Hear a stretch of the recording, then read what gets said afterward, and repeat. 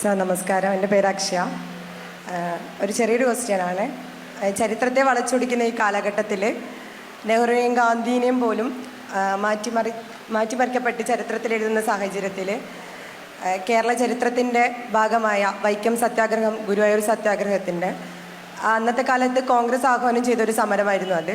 അതിൻ്റെ ഭാഗമായിട്ട് കേളപ്പൻ, AKG പോലുള്ള ഒരുപാട് നേതാക്കന്മാർ അതിനകത്ത് പങ്കെടുത്തിട്ടുണ്ടായിരുന്നു.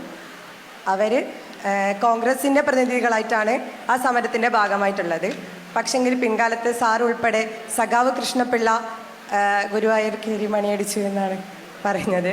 അപ്പോൾ സഖാവ് എന്നുള്ളൊരു വ്യാഖ്യാനം അതും ഒരു തരത്തിലുള്ള വളച്ചൊടിക്കലല്ലേ എന്ന് ഞാൻ ചോദിച്ചത്. Thank you.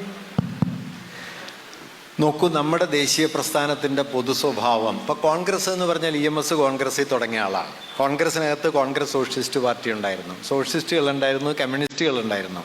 1937 കേരളത്തിൽ കമ്മ്യൂണിസ്റ്റ് പാർട്ടി ഉണ്ടാകുന്ന സമയത്തും കേരളത്തിലെ കമ്മ്യൂണിസ്റ്റുകാർ പൊതുപ്രവർത്തനത്തിൽ പൊതുരംഗത്ത് ഇല്ല, കോൺഗ്രസ്സിൽ തന്നെയാണ്.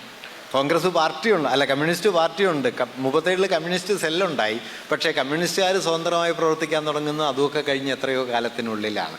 അപ്പം അതുകൊണ്ട് ഇപ്പോൾ കോൺഗ്രസിൻ്റെ P. കൃഷ്ണപിള്ള ഇതിൽ പങ്കെടുക്കുന്ന സമയത്ത് അദ്ദേഹം കോൺഗ്രസ് സോഷ്യലിസ്റ്റ് പാർട്ടിയുടെ കേരള സംസ്ഥാന സെക്രട്ടറിയാണ്. EMS കോൺഗ്രസ് സോഷ്യലിസ്റ്റ് പാർട്ടിയുടെ അഖിലേന്ത്യാ ജോയിൻറ്റ് സെക്രട്ടറിയാണ്. JP ആണ്, ജയപ്രകാശ് നാരായണനാണ് അന്ന് അഖിലേന്ത്യാ സോഷ്യലിസ്റ്റ് മൂവ്മെൻറ്റിൻ്റെ നേതാവായിട്ടുള്ളത്. അദ്ദേഹം കോൺഗ്രസിനകത്ത് തന്നെയാണ്. അപ്പോൾ കോൺഗ്രസ് എന്ന് പറയുന്നത്, നോക്കൂ, നമ്മൾ ഇന്ന് കോൺഗ്രസ് എന്ന് കരുതുന്നത് പോലെ ഒരു കേവല രാഷ്ട്രീയ പ്രസ്ഥാനമായിട്ടല്ല ഈ ദേശീയ പ്രസ്ഥാന കാലത്ത് കോൺഗ്രസ് നിൽക്കുന്നത്.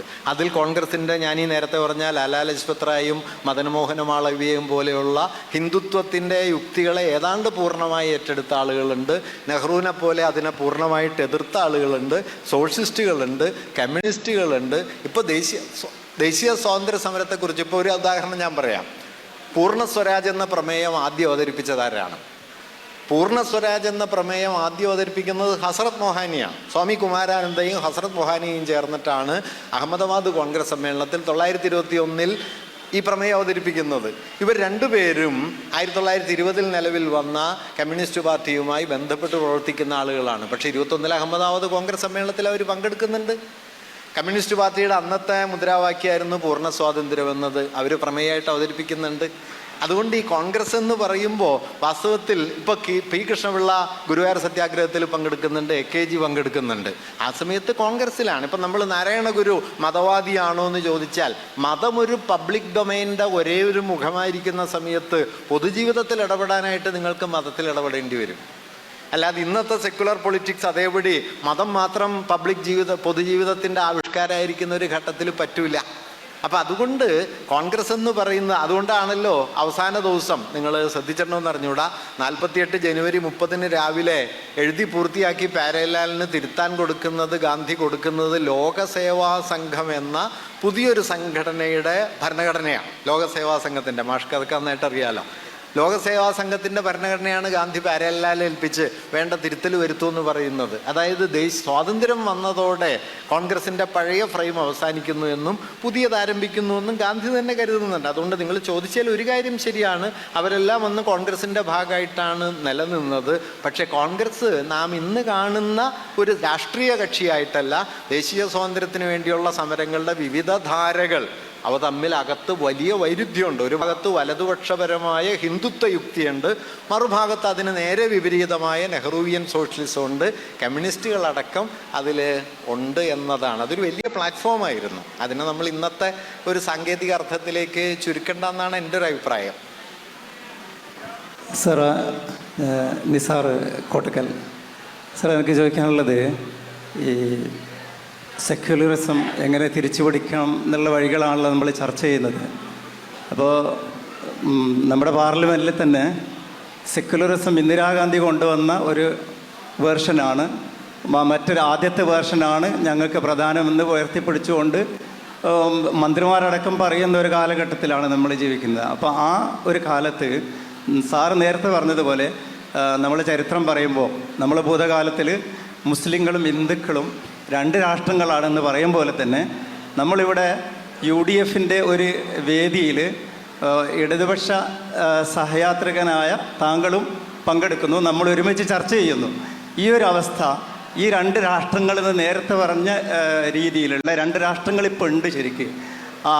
ഹിന്ദുത്വത്തിൻ്റെ ഒരു രാഷ്ട്രവും നമ്മൾ ഉൾക്കൊള്ളുന്ന UDF അല്ലെങ്കിൽ LDF എല്ലാം കൂടി ഉൾക്കൊള്ളുന്ന ഒരു, ഇപ്പം നമ്മൾ അവിടെ ന്യൂനപക്ഷമായിക്കൊണ്ടിരിക്കുകയാണല്ലോ.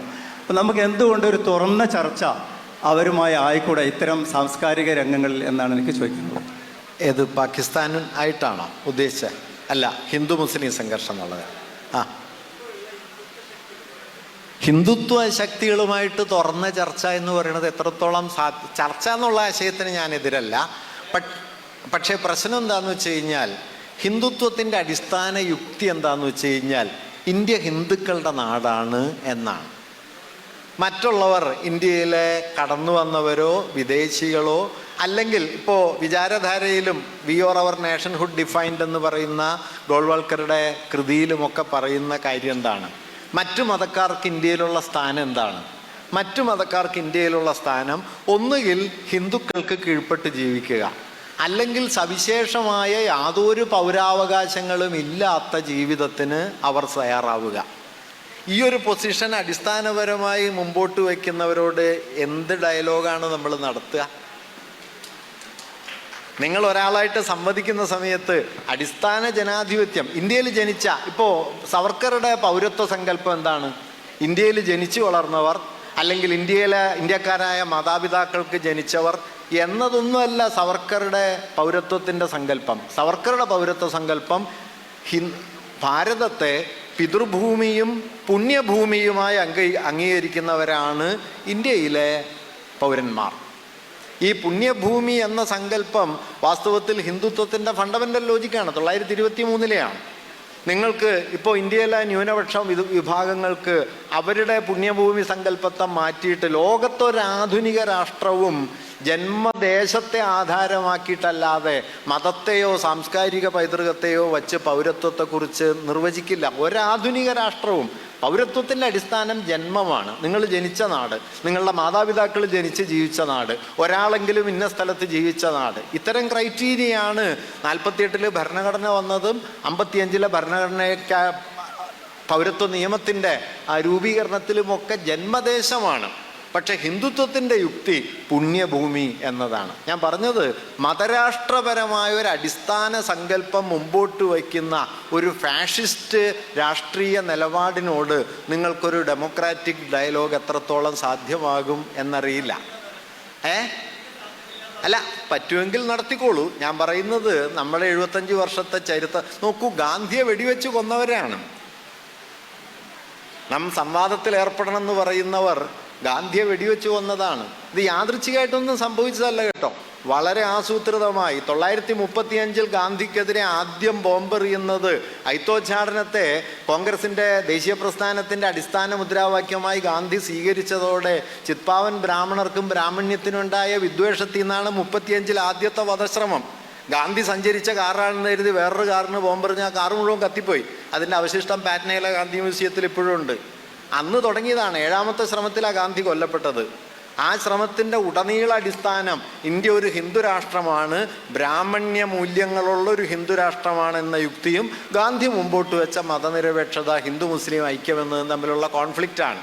അതുകൊണ്ട് ഒരു നൂറ്റാണ്ടിൻ്റെയെങ്കിലും ചരിത്രമുള്ള ഒരു മതരാഷ്ട്ര യുക്തിയോട് നാം ഏറ്റുമുട്ടുന്ന സമയത്ത് ഡയലോഗ് എത്രത്തോളം പോസിബിളാകും എന്ന് കരുതുന്നില്ല. ഇപ്പം ഗാന്ധി ഹിറ്റ്ലർക്ക് കത്തയച്ചതായിട്ട് നിങ്ങൾക്കറിയാമല്ലോ. ഹിറ്റ്ലറെ കത്തയച്ച് തിരുത്താൻ പറ്റുമോ എന്നുള്ളതൊരു പ്രശ്നമാണ്. നിങ്ങൾക്ക് കത്തയച്ചാൽ ആ കത്തിനെ ജനാധിപത്യപരമായ ഒരു സംവാദ സ്ഥാനമായി കാണുന്ന ആളോട് നിങ്ങൾക്ക് സംവാദത്തിലേർപ്പെടാം. ഹിന്ദുത്വം അടിസ്ഥാനപരമായി, എൻ്റെ ബോധ്യം ഞാൻ പറയാം, ഹിന്ദുത്വം അടിസ്ഥാനപരമായി ഒരു ഫാഷിസ്റ്റ് അടിസ്ഥാനത്തിൽ നിൽക്കുന്ന ഒരു സംഘടനയാണ്. അത് വിഭജനത്തിൻ്റെ യുക്തിയിലും അത് മതപരമായ രാഷ്ട്രഭാവനയിലും വേര് പിടിച്ചു നിൽക്കുന്ന ഒന്നാണ്. അത് അവർ തന്നെ സമ്മതിച്ചിട്ടുമുള്ള ഒന്നാണ് എന്നതാണ് ഞാൻ മനസ്സിലാക്കിയിട്ടുള്ളത്. അതുകൊണ്ട് സംവാദം എന്ന് പറയുന്നത് ടെലിവിഷൻ ഡിബേറ്റ് പോലെ നടത്താൻ കേട്ടോ, മറിച്ച് കന്യൂന്യം കുറച്ച് ചീത്തയൊക്കെ പറയാം എന്നല്ലാതെ എന്തെങ്കിലും ഫലപ്രാപ്തി ഉണ്ടാവുന്ന മട്ടിൽ ഹിന്ദുത്വവുമായിട്ടൊരു ഡയലോഗ് സാധ്യമാണോ എന്ന് എനിക്ക് അറിഞ്ഞുകൂടാ. ഞാൻ ആ സാധ്യതയെ തള്ളിക്കളയുന്നില്ല. ബട്ട് നോക്കൂ, ഇതിപ്പോഴേ UDF LDF തമ്മിലുള്ള തർക്കം പോലെ ഒരു തർക്കമാണ് ഹിന്ദുത്വവും ഇന്ത്യൻ ദേശീയതയും തമ്മിലുള്ളതെന്ന് തെറ്റിദ്ധരിക്കരുത്. ഇന്ത്യൻ ദേശീയതയുടെ അടിസ്ഥാനത്തിനെതിരായ ഒരു വിധ്വംസക ശക്തിയുടെ പേരാണ് ഹിന്ദുത്വ രാഷ്ട്രീയം എന്നുള്ളത്. അല്ലാതെ അത് ഇന്ത്യൻ ദേശീയതയ്ക്കെതിരാണ്. ഇങ്ങനെ പറയുമ്പോൾ വലിയ അപകടമൊക്കെ ഉണ്ടാവും. എങ്കിലും ഞാൻ പറയാണ്, ഇന്ത്യൻ ദേശീയതയ്ക്കെതിരായി നിന്ന ഗാന്ധിയുടെ വധത്തിലും ദേശീയ പ്രസ്ഥാനത്തിൻ്റെ തകർച്ചയ്ക്കും ഒക്കെ വേണ്ടി ശ്രമിച്ച ഒരു രാഷ്ട്രീയത്തിൻ്റെ പേരാണ് ഹിന്ദുത്വം, ഹൈന്ദവ വർഗീയത എന്നത്. അതുമായി നിങ്ങൾക്കൊരു ജനാധിപത്യ സംവാദം സാധ്യമാകുമെന്ന് ഞാൻ വ്യക്തിപരമായി വിശ്വസിക്കുന്നില്ല. അങ്ങനെ വിശ്വസിക്കുന്ന ആളുകൾക്ക് അത് ചെയ്യാവുന്നതാണ്, ചെയ്തു നോക്കാവുന്നതാണ്. സാർ നമസ്കാരം. ഇവിടെയാണ് സാറ് പറഞ്ഞു നമ്മുടെ അടിസ്ഥാന ജനവിഭാഗത്തിൻ്റെ ജീവിതത്തിൽ പോലും ഹിന്ദുത്വം കടന്നുകൂടിയെന്ന്. ഹിന്ദുത്വം കടന്നുകൂടി. അതോടൊപ്പം തന്നെ സാറ് പറഞ്ഞു നേരത്തെ ദേശീയത, ഇന്ത്യൻ ദേശീയത രൂപീകരണത്തിൻ്റെ സമയത്ത് പല നമ്മുടെ ഈ ആദിവാസി കലാരൂപങ്ങൾ, അതുപോലെ തന്നെ ബുദ്ധമതവുമായി ബന്ധപ്പെട്ട അത്തരം കാര്യങ്ങളൊക്കെ തമസ്കരിക്കപ്പെടുകയും ബ്രാഹ്മണ്യം മുന്നോട്ട് വെച്ച കാര്യങ്ങളാണ് അതിനെയൊക്കെ രൂപപ്പെടുത്തിയതെന്ന്. അപ്പോൾ സ്വാഭാവികമായിട്ട് നമുക്ക് ആ ഹിന്ദുത്വം എന്ന വാക്ക് മാറ്റിവെച്ചുകൊണ്ട് ബ്രാഹ്മണ്യത്വമാണ് നമ്മുടെ ദേശീയതയെ കാർന്നുനിന്നത് എന്ന രീതിയിലേക്കല്ലേ നമ്മളതിനെ സംവദിക്കേണ്ടത്? അല്ല, അടിസ്ഥാനപരമായി ഹിന്ദുത്വം എന്ന വാക്കിൽ അല്ലെങ്കിൽ ഹിന്ദു എന്നുള്ള വാക്കിൽ ഇന്ന് അടങ്ങിയിട്ടുള്ളത് ബ്രാഹ്മണിക മൂല്യങ്ങൾ തന്നെയാണ്, ബ്രാഹ്മണ്യം തന്നെയാണ്. പക്ഷെ ഹിന്ദു എന്ന വാക്ക് വ്യവഹാരത്തിൽ വന്നതുകൊണ്ടും ഹിന്ദുത്വം എന്ന പേരിൽ അത് വ്യവഹരിക്കപ്പെടുന്നതുകൊണ്ടും ആ വാക്ക് ഉപേക്ഷിച്ചാലുള്ളൊരു അപകടം എന്താണെന്ന് വെച്ച് കഴിഞ്ഞാൽ, ഇപ്പം സവർക്കറുടെ പുസ്തകത്തിൻ്റെ പേര് ബ്രാഹ്മണ്യ എന്നല്ല, ഹിന്ദുത്വ എന്നാണ്. നമ്മളായിട്ടുണ്ടാക്കുന്നതല്ല. ഒരു ഫാസിസ്റ്റ് രാഷ്ട്രയുക്തിയെ മുമ്പോട്ട് വയ്ക്കുന്നതിൻ്റെ ആധാരമായി പഴയ ബ്രാഹ്മണ മതത്തെ ഹിന്ദുമതം എന്ന നിലയിൽ പുനർവിഭാവനം ചെയ്ത് അതിനെ ഒരു രാഷ്ട്രഭാവനയുടെ അടിസ്ഥാനമാക്കിക്കൊണ്ടാണ് ഹിന്ദുത്വം നിലനിൽക്കുന്നത്. അപ്പോൾ നമുക്ക് ആ വാക്ക്, അതിൽ താങ്കൾ പറഞ്ഞ ഒരു കാര്യം ശരിയാണ്, അതിൻ്റെ പേര് ബ്രാഹ്മണ്യം തന്നെയാണ്, ഒരു സംശയമില്ല. പക്ഷേ ആ വാക്ക് നമുക്ക് മാറ്റി ബ്രാഹ്മണ്യം എന്ന വാക്ക് ഉപയോഗിച്ചതുകൊണ്ട് ഈ പ്രശ്നം അവസാനിക്കുമോ എന്നും അറിഞ്ഞുകൂടാ. നമുക്കതിനെ രണ്ടിനെയും വേർതിരിച്ച് മനസ്സിലാക്കാം. വാക്ക്, കാരണം ഹിന്ദുത്വം എന്ന വാക്കും അതിൻ്റെ പ്രയോഗ ചരിത്രവും 100 കൊല്ലമായിട്ട് അവിടെ കിടക്കുകയാണല്ലോ. നമുക്കതിനി നമ്മുടെ ഒരു ഇഷ്ടം കൊണ്ട് ഇല്ലാതാക്കാനായിട്ട് പറ്റില്ലല്ലോ. ചരിത്രത്തിൻ്റെ ഒരു കുഴപ്പം എന്താണെന്ന് വെച്ചാൽ നമുക്ക് ആഗ്രഹിച്ച് ഇല്ലാതാക്കാൻ പറ്റില്ല. വന്നാ വന്നു.